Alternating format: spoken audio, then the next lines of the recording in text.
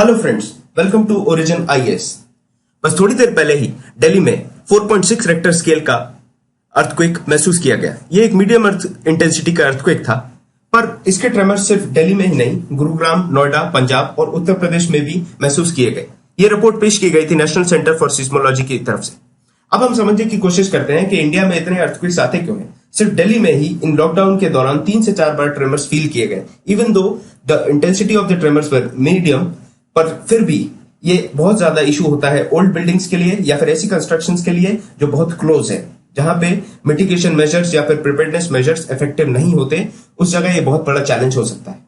सबसे पहले हम बात करें तो जो हिमालयन बेल्ट है, जैसे कि हम यहां देख सकते हैं, हमारी हिमालयन बेल्ट पर ये बहुत ही बड़ा चैलेंज बन जाता है, क्योंकि जब हमारी इंडो ऑस्ट्रेलियन प्लेट कोलाइड करती है यूरेशियन प्लेट से और बर्मा प्लेट कोलाइड करती है हमारी जावा सुमात्रा प्लेट के साथ, उस दौरान जो कोलिशन होता है उससे जो एनर्जी रिलीज होती है, उस एनर्जी की वजह से अर्थक्वेक फॉर्मेशंस होते हैं।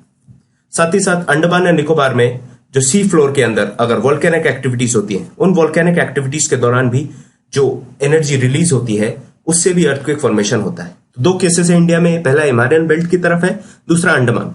साथ ही साथ अगर हम मेजर क्लासिफिकेशन देखें अर्थक्वेक का, तो अर्थक्वेक क्लासिफाई होते हैं as human as well as natural. Human factors में हम देखें तो अगर बड़े रिजर्वायर्स बनाना, बड़े रिजर्वायर्स की वजह से भी सिस्मिसिटी बढ़ जाती है। इसको हम कहते हैं रिजर्वायर इंड्यूस्ड या फिर ह्यूमन इंड्यूस्ड सिस्मिसिटी, जिसकी वजह से अर्थक्वेक आने की जो तादाद है या फिर एक तरीके से कहें probability of increase in number of earthquakes, वो बढ़ जाता है। साथ ही साथ जो नेचुरल फैक्टर्स हैं, जैसे कि सी फ्लोर पे वोल्केनोज आना या फिर दूसरी तरफ 2 प्लेट्स का कोलिजन करना। आगे अगर एक सामान्य तौर पर अर्थक्वेक को समझा जाए तो जो टेक्टोनिक अर्थक्वेक होता है, जिसमें 2 प्लेट्स एक दूसरे से कोलाइड करती हैं, ये सबसे ज्यादा कॉमन है। हम जैसे बात कर रहे थे प्लेट्स के बारे में, यहां आप देख सकते हैं इस डायग्राम में किस तरीके से हमने बात की। बर्मा प्लेट है यहां पर, फिर यहां पे सुंडा प्लेट है, ऊपर आप देखेंगे यहां पे यूरेशियन प्लेट है, यहां पे अरेबियन प्लेट है। इस तरीके से जब ये प्लेट्स एक दूसरे से कोलाइड करती हैं तो जो एनर्जी रिलीज होती है वो अर्थक्वेक के फॉर्म में बाहर आती है। अब ये दिल्ली और अर्थक्वेक का जो नाता है ये काफी पुराना है। आप देख सकते हैं 1720 के आसपास से, सिंस 1720 इस सिटी में अर्थक्वेक्स आ रहे हैं। तो 1720 से अर्थक्वेक आ रहे हैं जो कि मैग्नीट्यूड 5 से ज्यादा है। तो आप कह सकते हैं मीडियम और high range of magnitude earthquakes are be faced by Delhi. On the other hand एक और इंपॉर्टेंट बात है, ये जो यमुना रिवर के आसपास की साइड है और साथ ही साथ जो छतरपुर बेसन है, ये दोनों जो एरियाज हैं ये बहुत ज्यादा अर्थक्वेक प्रोन एरियाज हैं दिल्ली के लिए। इसके बाद बात करें हम कैपेसिटी की, तो ये जो फॉल्ट लाइंस होती हैं, इनमें जिस तरीके से स्ट्रेस जनरेट होता है और जब वो स्ट्रेस रिलीज होता है तो अर्थक्वेक्स आते हैं, और जिसमें सबसे इंपॉर्टेंट है 3 मेजर फॉल्ट लाइंस। अब अगर आप देखेंगे तो जब हम बात करते हैं कि 3 मेजर फॉल्ट लाइंस जब मिल रही हैं दिल्ली के पास में, दिल्ली रीजन के पास 3 मेजर फॉल्ट लाइंस मिलती हैं, जिसकी वजह से अर्थक्वेक प्रोबेबिलिटी दिल्ली में सबसे ज्यादा बढ़ जाती है।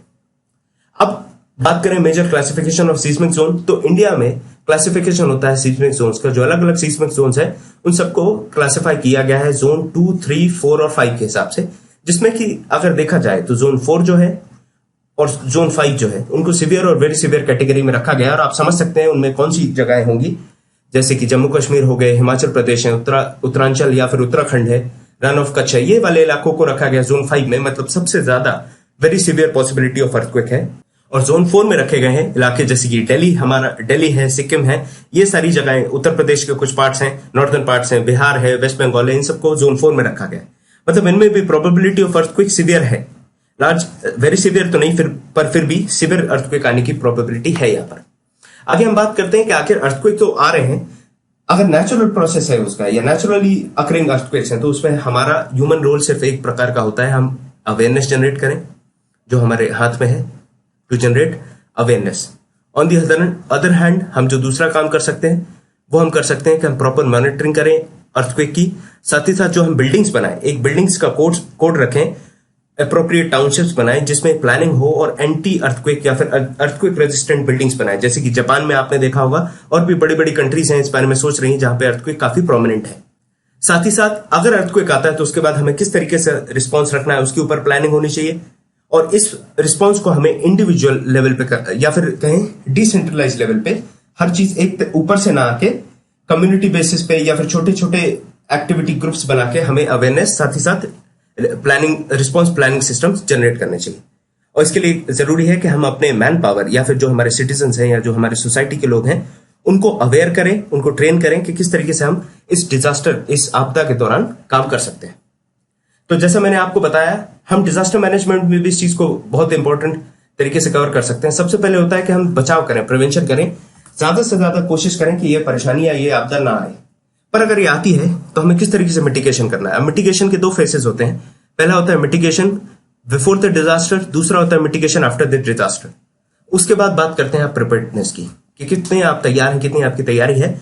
और जब आपका डिजास्टर हिट कर दे उसके बाद बात आती है कि अगर किसी का घर टूटा है या फिर कोई किसी को प्रॉपर्टी लॉस है, कोई डिसलोकेट हो रहा है, उन सब जगहों पे आपको करना पड़ता है रिहैबिलिटेशन। उन लोगों को अलग जगह पे आसरा देना, साथ ही साथ रिहैबिलिटेशन के साथ आपको करना पड़ेगा रिकंस्ट्रक्शन, ताकि हम वापस जो स्थिति थी उस पर आ सकें। तो इस तरीके से आप समझ सकते हैं कि ये आपके आंसर राइटिंग में भी काम आ सकता है। किस तरीके से इंडिया के सीस्मिक जोन्स डिवाइडेड है 2, 3, 4 एंड 5 के नाम पे। 4 एंड 5 जो है जिसमें सीवियर और very severe categories of earthquake है, tectonic plates movement as well as human induced seismicity. ये सारी चीजें आज हमने डिस्कस की। Thank you for watching this video. अगर आपको वीडियो पसंद आया तो लाइक करें, शेयर करें और सब्सक्राइब करें। साथ ही साथ stay tuned to Origin IAS. Thank you.